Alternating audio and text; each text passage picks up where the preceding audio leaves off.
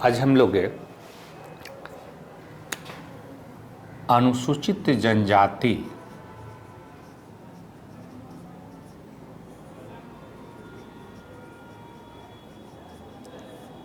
के लिए संवैधानिक प्रावधान का अध्ययन करेंगे।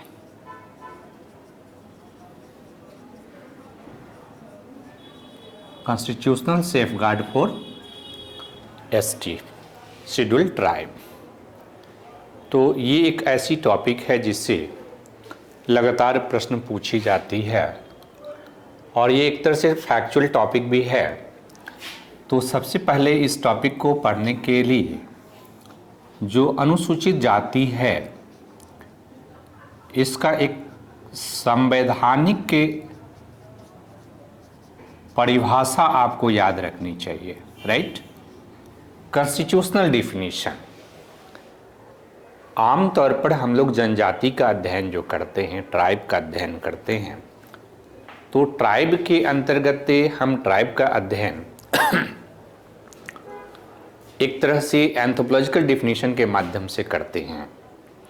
लेकिन जब अनुसूचित जनजाति की बात आती है तो अनुसूचित जनजाति एक के तरह से कॉन्स्टिट्यूशनल डिफिनीशन इसका है और इसका डिफिनीशन ये है कि भारत का राष्ट्रपति,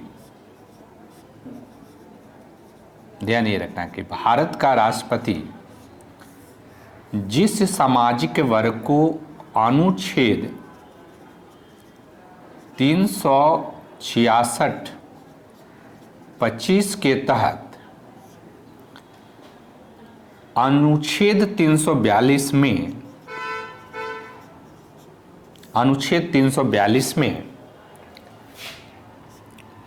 अनुसूचित जनजाति के रूप में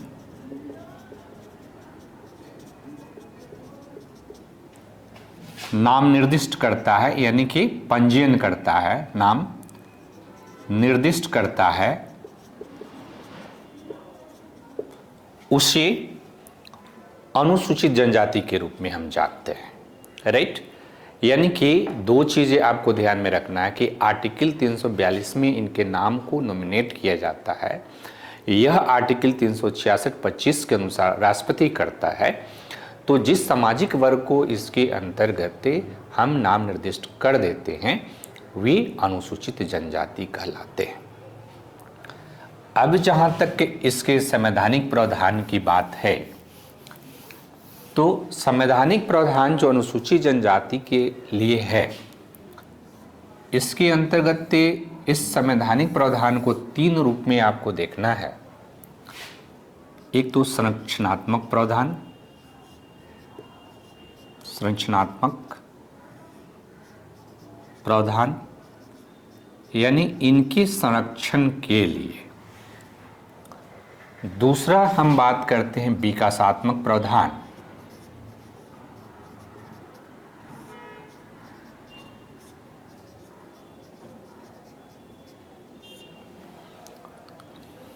और तीसरा हम बात करते हैं प्रशासनिक प्रावधान।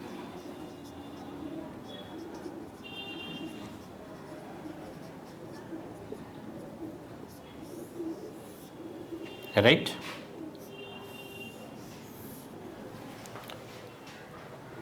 संरचनात्मक प्रावधान। तो एक तो आपको कुछ आर्टिकल रिमेंबर करना पड़ेगा, रिमेंबर रखना पड़ेगा, क्योंकि अगर आप आर्टिकल याद नहीं रखते हैं तो फिर इस टॉपिक के अंतर्गत आप आंसर नहीं लिख पाएंगे। तो आर्टिकल आपको इसके अंतर्गत याद रखना है, आर्टिकल 15, फिर आर्टिकल 16, फिर आर्टिकल 19(5), फिर आर्टिकल 23, फिर आर्टिकल 29, फिर आर्टिकल 46, फिर article 164, article 300, 330, article 332, article 334, article 335, article 338 ए, राइट।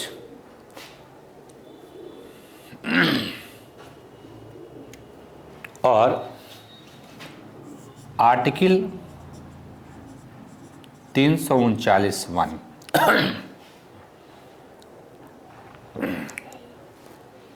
दूसरा कि इसके अंतर्गत आपको आर्टिकल 275(1) और आर्टिकल 339(2)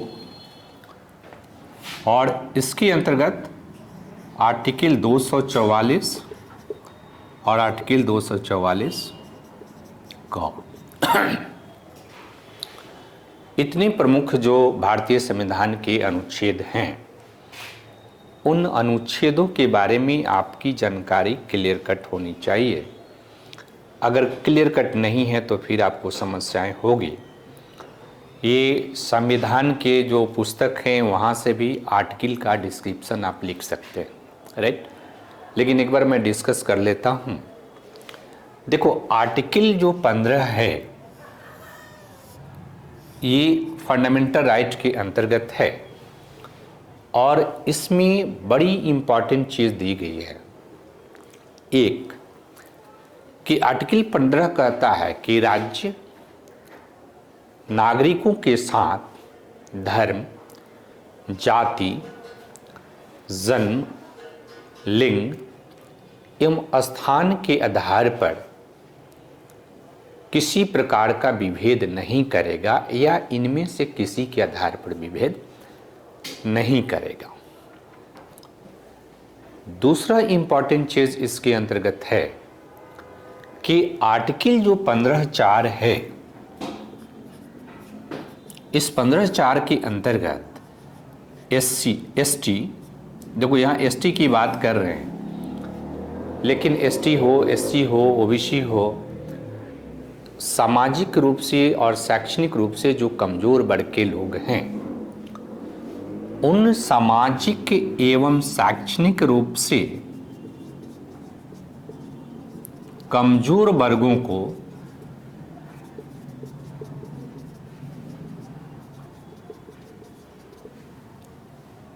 शैक्षणिक संस्थाओं में आरक्षण प्रदान किया गया है।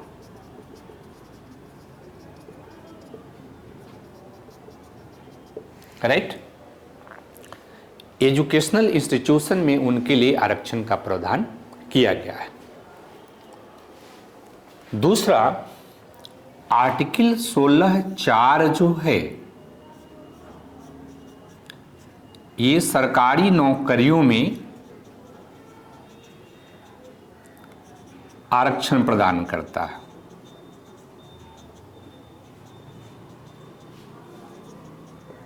यानी कि अनुसूचित जनजाति के जो लोग हैं उनको एजुकेशनल इंस्टीट्यूशन में जो आरक्षण प्रदान किया गया है, रिजर्वेशन प्रदान किया गया है, वो है आर्टिकल 15(4) के तहत, और सरकारी नौकरियों में आरक्षण प्रदान किया गया है वो है आर्टिकल 16(4) के अंतर्गत।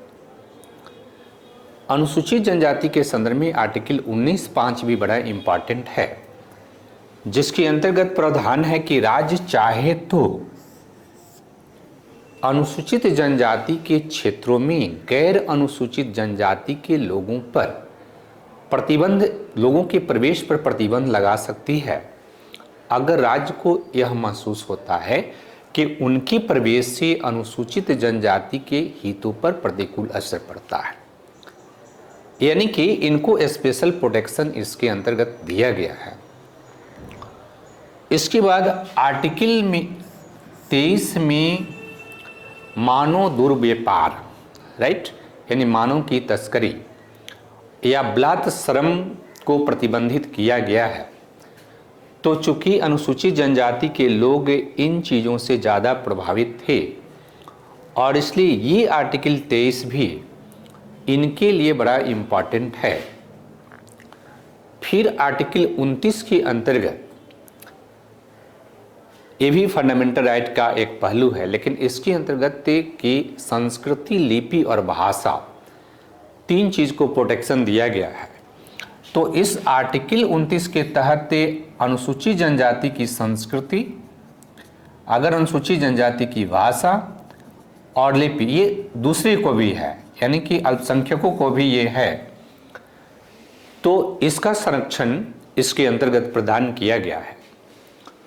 और आर्टिकल 164 जो है, इस आर्टिकल 164 के अंतर्गत उड़ीसा, छत्तीसगढ़, मध्य प्रदेश और झारखंड में जनजातीय कल्याण मंत्रालय के गठन का प्रावधान है। जनजातीय कल्याण मंत्रालय, इसके गठन का प्रावधान है। जो ट्राइबल वेलफेयर मिनिस्ट्री का गठन का प्रावधान इसके अंतर्गत है। और आर्टिकल 330 के अंतर्गत लोकसभा में एसटी, इसके साथ एससी का भी है, एसटी को लोकसभा में आरक्षण प्रदान किया गया है। क्योंकि यहाँ अनुसूचित जनजाति की बात करेंगे तो आप एसटी ही लिखेंगे।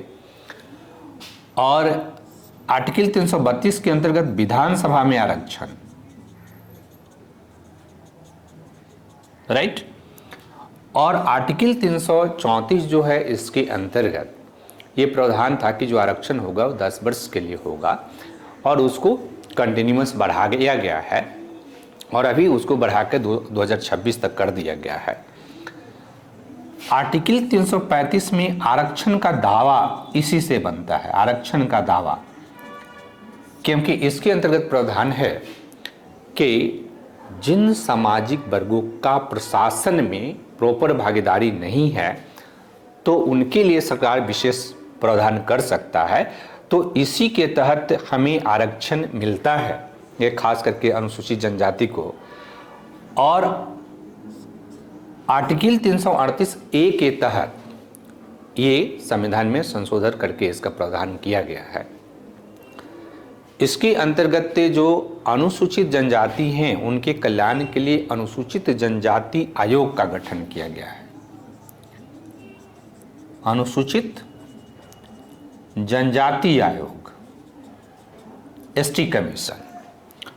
और इसके अंतर्गत अनुसूचित, ये आर्टिकल 339 ए के तहत भारत का राष्ट्रपति अनुसूचित जनजाति के कल्याण के लिए एक विशेष आयोग, स्पेशल कमीशन का गठन कर सकता है कि उसे जो अधिकार मिले हैं या उसे और क्या दिया जाना चाहिए।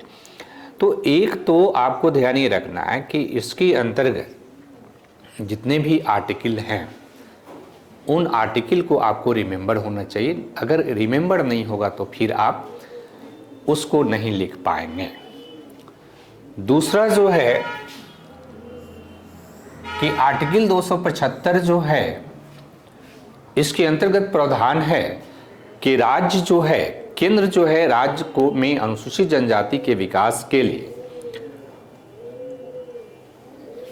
विशेष राशि उपलब्ध कराता है। यानी कि एक तरह से वित्तीय केंद्र द्वारा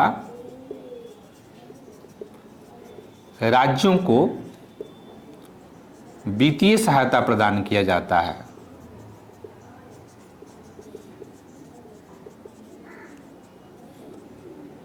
केंद्र द्वारा राज्यों को वित्तीय सहायता प्रदान किया जाता है। और ये किस लिए वित्तीय सहायता प्रदान किया जाता है? अनुसूचित जनजाति के विकास के लिए, अनुसूचित जनजाति के विकास के लिए। और आर्टिकल 339 में केंद्र जो है राज्यों को अनुसूचित जनजाति के कल्याण के लिए विशेष निर्देश जारी कर सकता है।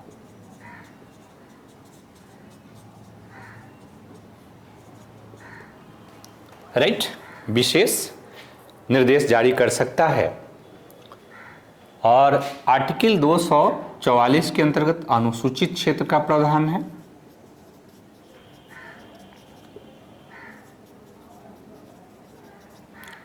और आर्टिकल 244 का के अंतर्गत जनजातीय क्षेत्र का प्रावधान है।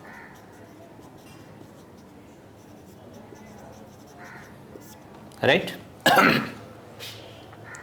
तो एक तो आपको इतनी आर्टिकल को याद जब तक आप नहीं रखेंगे, इसमें कोई विकल्प नहीं है। लेकिन ध्यान ये रखना है कि जब आर्टिकल आप याद करेंगे तो इसको कम कम में लिखना है, क्योंकि संविधान में अगर इतने आर्टिकल आप लिखने जाएंगे तो आपका कंटेंट बहुत ज़्यादा हो जाता है। इसलिए टू द पॉइंट लिखिएगा, नहीं तो फिर ये क्वेश्चन को आप टिकल ही नहीं कर पाइएगा, इंड ही नहीं होगा ये क्वेश्चन। दूसरा जो इम्पॉर्टेंट चीज़ आपको ध्यान रखना है कि आमतौर पर इस पे क्वेश्चन पूछता है कि संवैधानिक प्रावधानों का वर्णन करें, तब तो आप केवल वर्णन कर देंगे। लेकिन कभी क्वेश्चन ये पूछ सकता है कि ये अनुसूचित जनजाति के विकास में किस हद तक सहायक हुए हैं। राइट इन प्रावधानों से उनको क्या फायदा मिला है या किस हद तक सहायक हैं, या इसका आलोचनात्मक मूल्यांकन करें। तो किस हद तक सहायक हैं या इसका आलोचनात्मक मूल्यांकन जब हम करने जाएंगे तो इन प्रावधानों के मूल्यांकन के लिए हमारे पास डेटा चाहिए, आंकड़े चाहिए। और आंकड़ों के परिप्रेक्ष्य में अगर इन प्रावधानों का अगर आप मूल्यांकन करते हैं तो फिर आप बेहतर स्थिति में रहेंगे। और इसलिए दो तरह के डेटा का यहाँ पर आप इस्तेमाल कर सकते हैं। एक तो हम यहाँ पर एसटी के लिए ले रहे हैं और दूसरा सामान्य वर्ग के लिए ले रहे हैं। और ये हमारे पास 2011 की जनगणना के आधार पर है। तो इसमें एसटी में जो एजुकेशन है ये आपका 59% है और समान जो जनसंख्या है उसमें 73% शिक्षा है, यानी साक्षरता की बात यहाँ पर हम कर रहे हैं। दूसरा ये महिला साक्षरता, ये महिला साक्षरता जो है एसटी में 49.4% और समान में 64.3%। गरीबी जो है 2009-10 का जो डाटा है गरीबी के संदर्भ में, तो गरीबी में ग्रामीण एसटी में है 47.4% लोग गरीब हैं और सामान्य जो पॉपुलेशन है उसमें 25.7% लोग हैं। शहरी जो गरीबी है ये 30.4% एसटी में है और समान जनसंख्या में 13.7% है। शिशु मृत्यु दर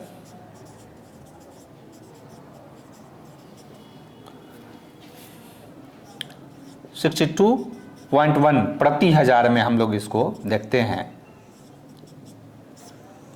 और सामान्य में 57 प्रति हजार। इसके बाद स्वच्छ पेयजल की उपलब्धता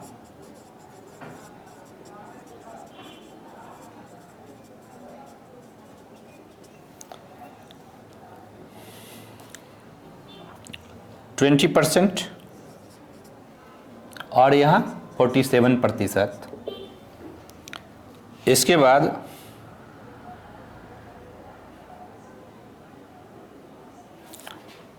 नौकरी,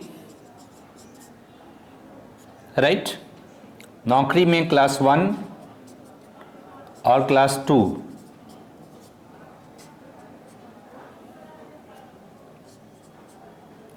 दोनों में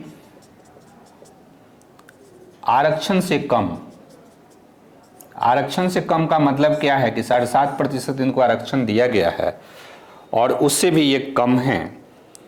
और जो एसटी के लोग हैं वो ज़्यादातर या तो कृषक हैं या शिकार संग्रह कर रहे हैं या फिर जो है शिफ्टिंग कल्टीवेशन कर रहे हैं। तो अब एक चीज़ ध्यान रखना कि ये डेटा मैंने जो ये डेटा आपके सामने रखी है, इस डेटा का महत्व क्या है? अनुसूचित जनजाति को भारतीय संविधान के अंतर्गत 1951 में ही आरक्षण प्रदान कर दिया गया था। तो 1951 से शैक्षणिक क्षेत्र में आरक्षण है,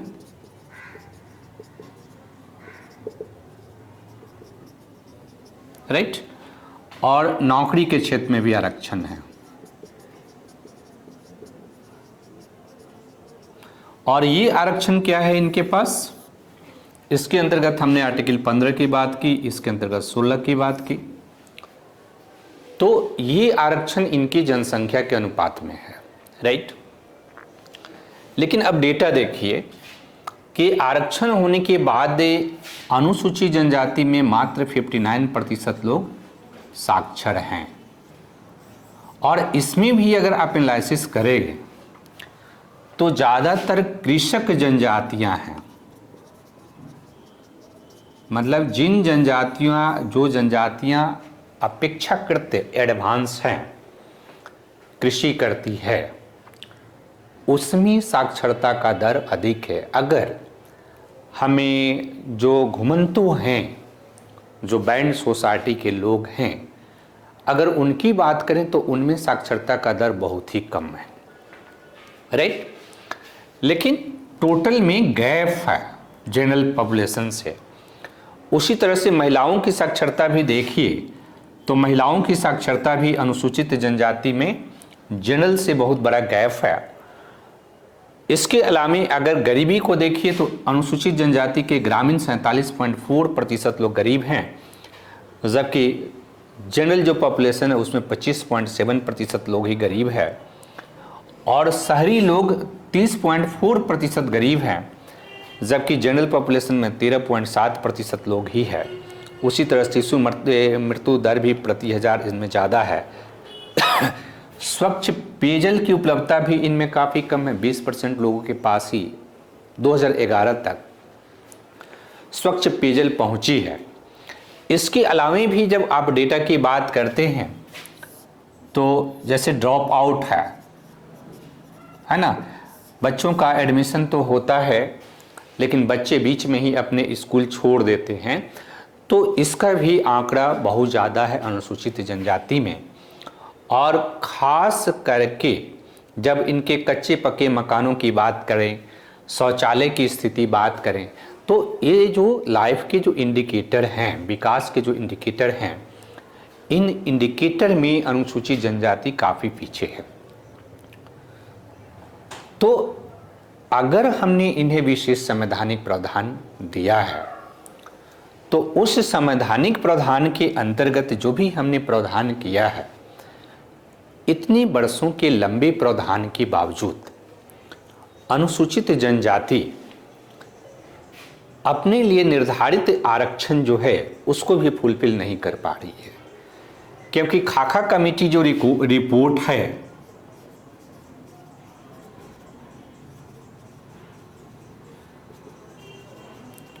इस खाका कमेटी रिपोर्ट को आप पढ़ेंगे, क्योंकि गवर्नमेंट का रिपोर्ट है, उस रिपोर्ट में ऑलरेडी नौकरियों के संदर्भ में भी कॉलम बना हुआ है।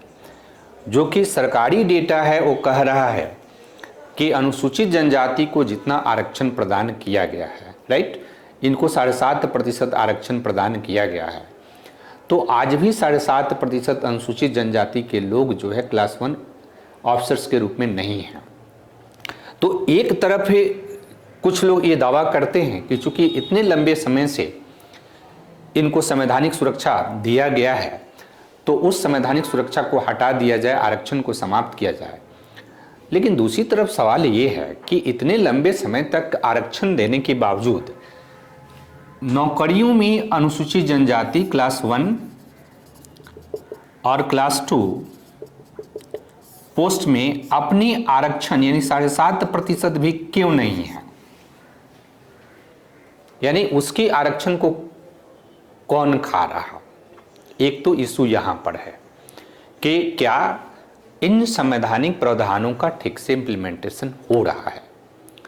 दूसरा इंपॉर्टेंट चीज है कि मैंने कहा कि कृषक जनजातियां, कुछ जो डेवलप जनजातियां हैं, जैसे आप देखेंगे कि मीना राजस्थान में, झारखंड में संथाल, मुंडा, उरांव, इसके बाद नॉर्थ ईस्ट में चले जाए तो नागा, राइट, जो है मिजो और गारो, खासी, जयंतिया, ये जो इम्पॉर्टेंट जो ट्राइब हैं, इन लोगों में जो शिक्षा और साक्षरता की स्थिति, नौकरी की स्थिति अच्छी है।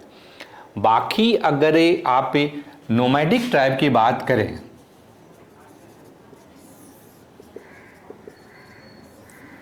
या पीवीटीजी की बात करें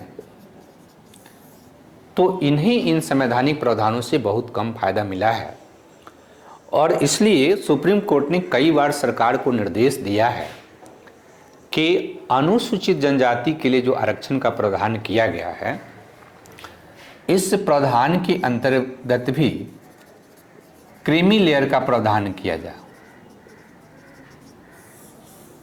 क्रीमी लेयर का प्रावधान किया जाए ताकि आरक्षण या सुविधाओं का प्रॉपर लाभ इनको मिल सके।